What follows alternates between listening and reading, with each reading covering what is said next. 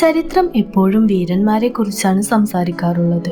എന്നാൽ ഇസ്ലാമിക ചരിത്രത്തിലെ ഏറ്റവും വലിയ വീരഗാഥ എഴുതപ്പെട്ടത് ഒരു സ്ത്രീയുടെ രക്തം കൊണ്ടാണ്.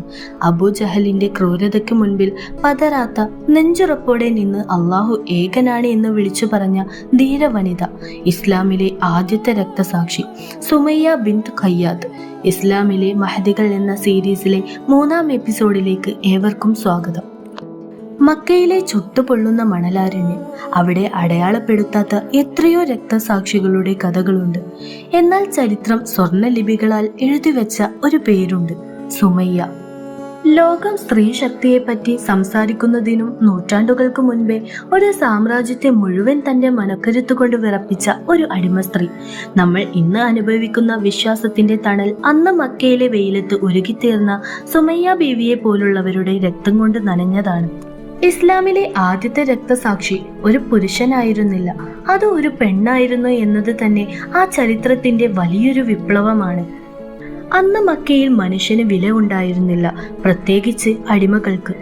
അബൂ ജഹൽ എന്ന ക്രൂരന്റെ കീഴിലായിരുന്നു സുമയ്യ ബീവി. യമനിൽ നിന്ന് മക്കയിലെത്തിയ യാസിർ എന്ന യുവാവിനെ അവർ വിവാഹം കഴിച്ചു. അവർക്ക് അമ്മാർ എന്നൊരു മകൻ ജനിച്ചു. ആ കാലഘട്ടത്തെക്കുറിച്ച് ഒന്ന് ആലോചിച്ചു നോക്കൂ. സ്വന്തമായി ഒരു തീരുമാനം എടുക്കാൻ പോലും അവകാശമില്ലാത്ത ജന്മങ്ങൾ. പക്ഷേ അവരുടെ ഉള്ളിൽ സത്യത്തിനു വേണ്ടിയുള്ള ഒരു ദാഹമുണ്ടായിരുന്നു. ആ ദാഹമാണ് അവരെ പ്രവാചകൻ മുഹമ്മദ് നബിയുടെ സന്നിധിയിൽ എത്തിച്ചത്. മകൻ അമ്മാറാണ് ആദ്യം ആ സത്യസന്ദേശം കേട്ടത്. അദ്ദേഹം അത് ഉമ്മയോട് പറഞ്ഞു. വിഗ്രഹങ്ങളെ ആരാധിക്കുന്ന മക്കയിൽ അള്ളാഹു ഏകനാണ് എന്ന സന്ദേശം കേട്ടപ്പോൾ സുമയ്യ ബീവിയുടെ ഉള്ളിൽ ഒരു പ്രകാശം ഉദിച്ചു. പടിയൊന്നും കൂടാതെ അവർ ഇസ്ലാം സ്വീകരിച്ചു. ഇസ്ലാമിലെ 7-ാമത്തെ വിശ്വാസിയായിരുന്നു സുമയ്യ ബീവി. ഒരു വശത്ത് അബൂ ജഹലിനെ പോലെയുള്ള കൊടും ക്രൂരന്മാർ, മറുവശത്ത് സത്യവിശ്വാസം. അവർ തിരഞ്ഞെടുത്തത് സത്യത്തെ ആയിരുന്നു. മരണം മുന്നിൽ കണ്ടുകൊണ്ടുള്ള ആ തിരഞ്ഞെടുപ്പാണ് അവരെ ചരിത്രത്തിലെ ധീരയാക്കുന്നത്. സുമയ്യ ബീവിയും കുടുംബവും ഇസ്ലാം സ്വീകരിച്ച വാർത്ത അബൂ ജഹൽ അറിഞ്ഞു. അവന്റെ ക്രോധം അണപ്പൊട്ടി. അവൻ അവരെ മക്കയിലെ അബ്തഹ എന്ന മണലാരണ്യത്തിലേക്ക് വലിച്ചിഴച്ചു. ആ രംഗം ഒന്ന് സങ്കല്പിച്ചു നോക്കൂ. മണൽ തരികൾ തീക്കണൽ പോലെ തിളക്കുന്നു. സുമയ്യ ബീവിയെയും ഭർത്താവിനെയും മകനെയും ആ വെയിലത്ത് കിടത്തി. ഇരുമ്പ് കവചങ്ങൾ ധരിപ്പിച്ചു. ശരീരത്തിൽ നിന്നും മാംസം ഉരുകി മണലിൽ വീഴുവാൻ തുടങ്ങി. അബൂ ജഹൽ അലറിക്കൊണ്ടിരുന്നു, മുഹമ്മദിനെ തള്ളിപ്പറയൂ, വിഗ്രഹങ്ങളെ പുകഴ്ത്തൂ. പക്ഷേ ആ വൃദ്ധയായ സ്ത്രീയുടെ ചുണ്ടുകളിൽ നിന്ന് വന്നത് ഒരേ ഒരു വാക്കാണ്, അഹദ് അഹദ്, അള്ളാഹു ഏകനാണ്. മകന്റെ നിലവിളി കേൾക്കുമ്പോഴും ഭർത്താവിന്റെ വേദന കാണുമ്പോഴും ആ ഉമ്മ തളർന്നില്ല.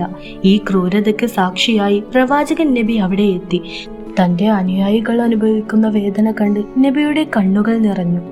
പക്ഷേ അവർക്ക് നൽകാൻ ഭൗതികമായ ആയുധങ്ങളൊന്നും അന്ന് നബിയുടെ കയ്യിലില്ലായിരുന്നു. പ്രവാചകൻ ഉറക്കെ വിളിച്ചു പറഞ്ഞു, യാസിർ കുടുംബമേ, ക്ഷമിക്കുക. തീർച്ചയായും നിങ്ങൾക്ക് വാഗ്ദാനം ചെയ്യപ്പെട്ടിരിക്കുന്നത് സ്വർഗമാണ്. ഈ വാക്കുകൾ കേട്ടപ്പോൾ സുമയ്യ ബീവിയുടെ മുഖത്ത് ഒരു പുഞ്ചിരി വിരിഞ്ഞു. ഭൂമിയിലെ വേദനകൾ അവർ മറന്നു. സ്വർഗത്തിലെ മാളികകൾ അവരുടെ കൺമുന്നിൽ തെളിഞ്ഞു. തന്റെ സകല പീഡനമുറകളും പരാജയപ്പെടുന്നത് കണ്ടപ്പോൾ അബൂ ജഹൽ ഭ്രാന്തമായി ചിരിച്ചു. അവൻ തന്റെ കൈവശമുണ്ടായിരുന്ന കുന്തം ഉയർത്തി സുമയ്യ ബീവിയുടെ നെഞ്ചിലേക്ക് ആ കുന്തം ആഞ്ഞു കയറ്റി. ആ മണലാരണ്യത്തിൽ സുമയ്യ ബീവിയുടെ രക്തം ചിതറി വീണു. ഇസ്ലാമിനു വേണ്ടി ചിന്തിയ ആദ്യത്തെ തുള്ളി രക്തം. അവർ ഷഹീദായി. തന്റെ വിശ്വാസം സംരക്ഷിക്കാൻ വേണ്ടി ജീവൻ നൽകിയ ആ പെൺകരുത്ത് അബൂ ജഹലിനെ തോൽപ്പിച്ചു കളഞ്ഞു. സുമയ്യ ബീവി വഫാത്തായത് ഒരു തോൽവിയായിട്ടല്ല, മറിച്ച് വലിയൊരു വിജയമായിട്ടാണ്. വർഷങ്ങൾക്ക് ശേഷം ബദർ യുദ്ധത്തിൽ അബൂ ജഹൽ കൊല്ലപ്പെട്ടപ്പോൾ നബി അമ്മാറിനോട് പറഞ്ഞു, അള്ളാഹു നിന്റെ ഉമ്മയുടെ കൊലപാതകിയോട് പകരം വീട്ടിക്കഴിഞ്ഞു. നമ്മുടെ ജീവിതത്തിൽ ചെറിയ പ്രതിസന്ധി വരുമ്പോഴേക്കും തളർന്നു പോകുന്നവരാണ് നമ്മൾ. എന്നാൽ സുമയ്യ ബീവിയുടെ ചരിത്രം നമ്മോട് പറയുന്നത് സത്യത്തിന് വേണ്ടി നിൽക്കുമ്പോൾ മരണം പോലും ഒരു ആഘോഷമാണെന്നാണ്. വീഡിയോ ഇഷ്ടമായെങ്കിൽ സബ്സ്ക്രൈബ് ചെയ്യുക. അടുത്ത ഭാഗവുമായി വീണ്ടും കാണാം.